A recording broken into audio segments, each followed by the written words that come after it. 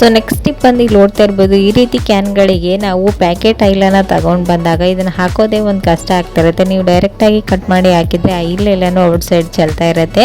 So ಇದು ನೋಡೋದಕ್ಕೆ easy ಅನ್ಸ್ಬೋದು, but ಹಾಕೋದು ತುಂಬಾ ಕಷ್ಟ. ಸೊ ಈ ಟ್ರಿಕ್ಸ್ನ ಟ್ರೈ ಮಾಡಿ ನೋಡಿ, ಖಂಡಿತ ಇದು ವರ್ಕ್ ಆಗುತ್ತೆ. ಸೊ ಇಲ್ಲಿ ನೋಡ್ತಾ ಇದ್ರಲ್ವ, ವಿಡಿಯೋದಲ್ಲಿ ತೋರಿಸಿದಾಗೇನೆ 3 ಲೇಯರಲ್ಲಿ ಇದನ್ನು ಫೋಲ್ಡ್ ಮಾಡಿ ಈ ರೀತಿ ಟೈಟಾಗಿ ಇಟ್ಕೊಂಡು ಮೇಲ್ಗಡೆ ಪಾರ್ಟನ್ನು ಕಟ್ ಮಾಡಿ ಇದನ್ನು ರಿವರ್ಸಲ್ಲಿ ಟರ್ನ್ ಮಾಡಬೇಕು. ಈ ರೀತಿ ಮಾಡೋದ್ರಿಂದ ಆಯಿಲ್ ಒಂದು ಸ್ವಲ್ಪನೂ ಔಟ್ಸೈಡ್ ಚೆಲ್ಲೋದಿಲ್ಲ. ನೀಟಾಗಿ ನೀವು ಕ್ಯಾನ್ ಒಳಗಡೆ ಆಯಿಲನ್ನು ಹಾಕ್ಕೊಳ್ಬೋದು. ಸೊ ಇಲ್ಲಿ ನೋಡ್ತಾ ಇದ್ರಲ್ವ, ಈ ರೀತಿ ನೀಟಾಗಿ ಫೋಲ್ಡ್ ಮಾಡಿ ಇದನ್ನು ನೀಟಾಗಿ ಇಟ್ಕೊಳ್ಬೇಕು. ಒಂದು ಸ್ವಲ್ಪನೂ ಆಯಿಲ್ ಔಟ್ಸೈಡ್ ಬರೋದೇ ಇರೋ ಥರ ನೀವು ಈ ರೀತಿ ಗಟ್ಟಿಯಾಗಿ ಇಟ್ಕೊಂಡು ನಂತರ ಕ್ಯಾನ್ ಒಳಗಡೆ ಈ ರೀತಿ ರಿವರ್ಸ್ ಮಾಡಿದ ಮೇಲೇ ಆ ಒಂದು ಕೈನ ಬಿಡಬೇಕಷ್ಟೇ. ಈ ರೀತಿ ಮಾಡೋದ್ರಿಂದ ನೀಟಾಗಿ ಆಯಿಲು ಕ್ಯಾನಲ್ಲಿನೇ ಸೇರ್ಕೊಳ್ಳುತ್ತೆ. ಓಕೆನಾ. ಸೊ ಇಲ್ಲಿ ನೋಡ್ತಾ ಇದ್ದೀರಲ್ವ, ಎಷ್ಟು ಈಸಿಯಾಗಿ ನಾವು ಒಂದು ಹನಿ ಕೂಡ ಆಯಿಲನ್ನು ವೇಸ್ಟ್ ಮಾಡ್ದೇ ನೀಟಾಗಿ ಈ ಒಂದು ಆಯಿಲನ್ನು ಕ್ಯಾನಲ್ಲಿ ಹಾಕ್ಕೊಂಡ್ವಿ ಅಂತೇಳಿ. ಸೊ ಈ ಟಿಪ್ಸ್ ಖಂಡಿತ ಯೂಸ್ಫುಲ್ ಆಗುತ್ತೆ, ಒಂದ್ಸರಿ ಟ್ರೈ ಮಾಡಿ ನೋಡಿ. ಓಕೆನಾ.